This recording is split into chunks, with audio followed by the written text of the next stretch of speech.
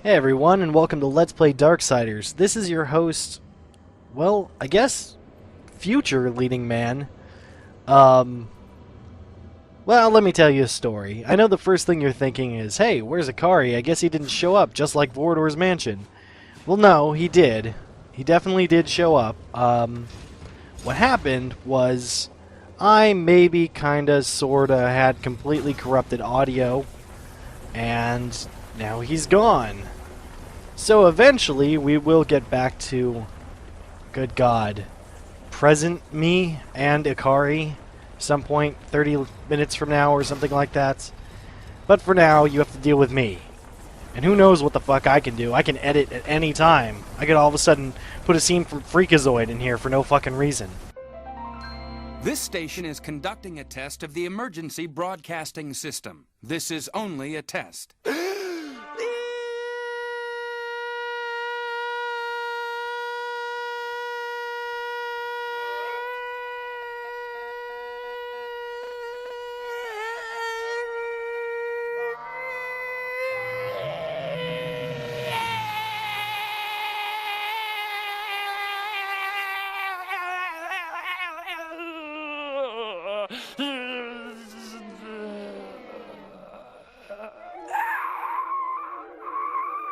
This concludes our test of the emergency broadcasting system. This was only a test.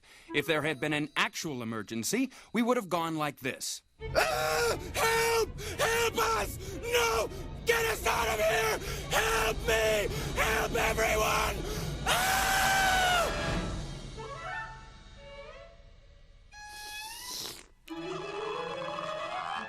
Thank you. Oh, that was pointless. Anyway, welcome to the Black Throne, the greatest level in the history of level dumb. Yeah. Azrael, heaven help me. The seventh seal was not broken. What have you to fear from me, Angel of Death? If you do not intend to kill me, then perhaps you will help me. You've given me no reason to do either. Listen to me. The gate must be shut. The tower must be cut off from the well. It is from the well that the Destroyer draws his power. The Well of Souls? Millions of souls, yes.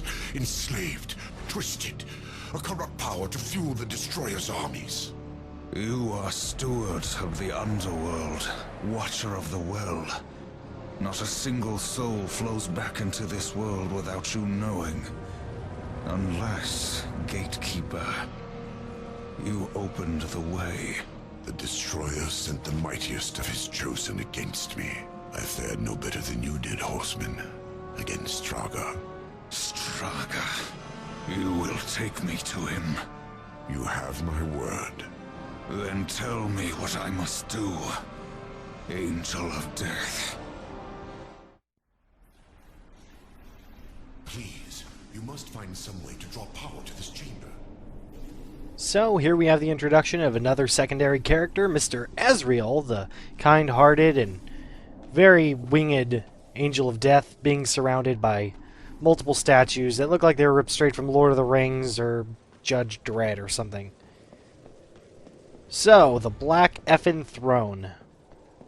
Personally, I kind of believe this place has a lot of connections to, say, the Water Temple from Ocarina of Time. Now, not so much in the fact that it's vertical with multiple levels, and in that one you had to move the water up and down to do various things. It's a very similar concept here, and we're going to speed this up because this puzzle takes me forever to do. But the big thing here is that there will be a lot of manipulation of the environment, a lot of just crazy, dumb weirdness that causes a few people to actually quit the game. I know at least a couple of people who have at this point. So, this first puzzle, we have a bunch of gates. As you can see, they move by hitting these little jewels. And just a quick note, if you're trying to, say, use my playthrough as a guide to what or what not to do, yeah, don't fucking do that. that's a bad idea, because honestly, I have no idea what's happening, and you'd be pretty effing up shit creek if you're trying to do these puzzles my way. I don't know if I could have messed this up more.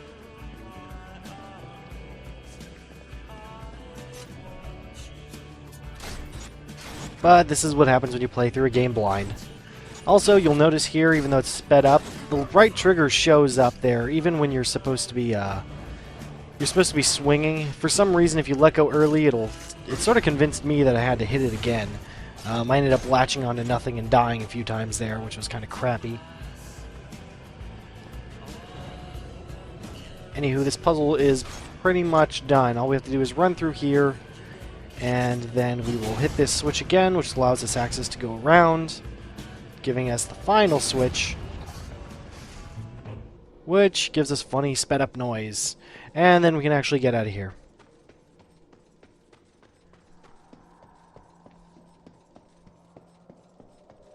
So, a big theme of this place that you're going to notice pretty quickly if you're paying any attention is the fact that it's really, really filled with puzzles. Oh, and crappy little arena fights. Kind of mixed, not 50-50 per se, I would say maybe, well, whatever it is, the majority is on puzzles.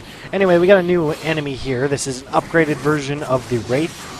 It does, in fact, have a couple new abilities, which we'll see here in a second once I finish completely dominating its ass. Thankfully, they're not that difficult to deal with on one-on-one, but when you have multiple, holy lord.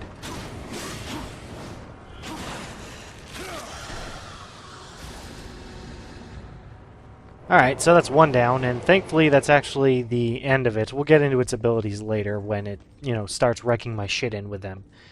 But yay, we got another puzzle to solve. This one is actually relatively simple. As you can see, the first switch moves the third platform, the second switch moves the first one here, and as you can see, well, first and third, I guess. As you can see, there's a little magical switch there, which allows us to set everything right. And once we move it again, everything goes right into place to activate some grapple points. Oh yeah. Grappling our heart out.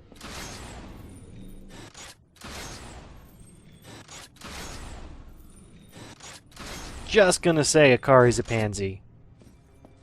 For getting all sick at the stupid chain thing. It's ridiculous. But you guys knew that, right? And, he can't stop me from saying this, so... Ha! Take that!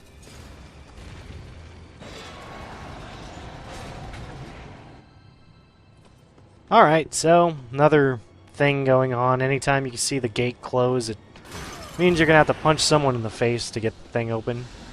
Here we get an achievement for just getting a lot of treasure chests. And, oh, I'm sure this is an arena. Oh, hey, who's surprised? Anyone? No? Good, great. God, the voice filter in these guys is just ridiculous. Anyway, these are, I don't know, even more fallen angels. Fallener angels. The most fallen of all the angels, except for those who fall further. That's a long title. Anyway, they're red, which means they have to die. If it's red, it's dead. Really, I can't see a whole lot having changed with these guys. I know they don't really use their guns as much. They kind of do this large sweeping attack, which is kind of who cares. They do a little bit more damage, that's for sure, but really, if you're any good at the game, you're not really going to notice. They are kind of deadly once they start getting in conjunction with other creatures of Zenite.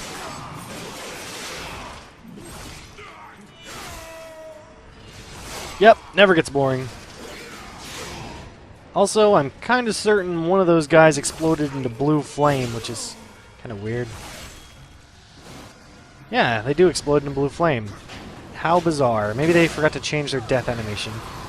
Or no one cared. Let's go with no one cared. This is a newly retextured gore claw. Sadly, there's not a whole lot of awesome in this throne area. You kind of think they'd spend more time on this stuff. You know what? $10 says, me and Akari talk about this in the future. I'm probably repeating myself from a previous playthrough that hasn't happened yet. Oh my god, I've broken the time-space continuum.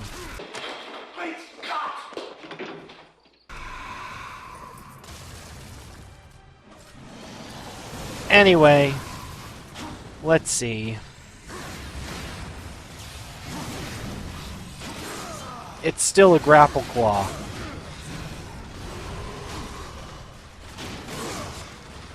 And it doesn't change. I don't know what that achievement's for. Killing a lot of stuff? Who cares? Ooh, he's mad. Now he's dead.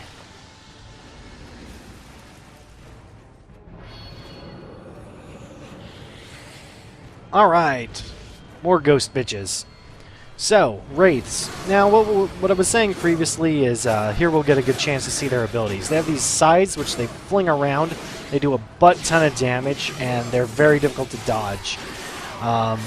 They also have the ability to magically go incorporeal, and all of a sudden you're doing absolutely no fucking damage. You can also hover and float around, which means they're very difficult to knock off cliffs unless you happen to get it just right. This may be another thing that we bring up later, and I apologize for biting myself in the past if I do so. But regardless, I don't care. I'm in control. Screw past me. Wait a second. I'm future me. I'm supposed to be nice. Damn it.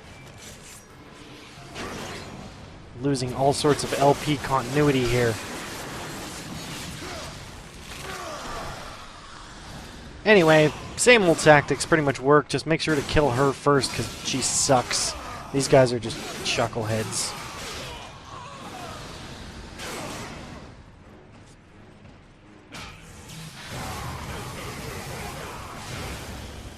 Oh wow. Pretty certain their damage effect sound is actually the normal angel. You hear their death going "Aah!" instead of that crazy voice filter they normally have. Lack of effort.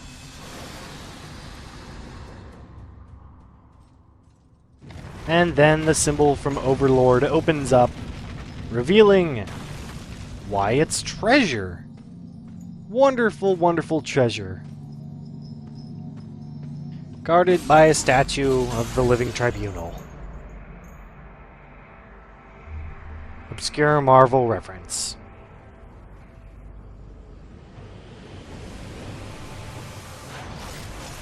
This was a triumph. I'm making a note here. Huge success. Well, I guess that was thinking with portals.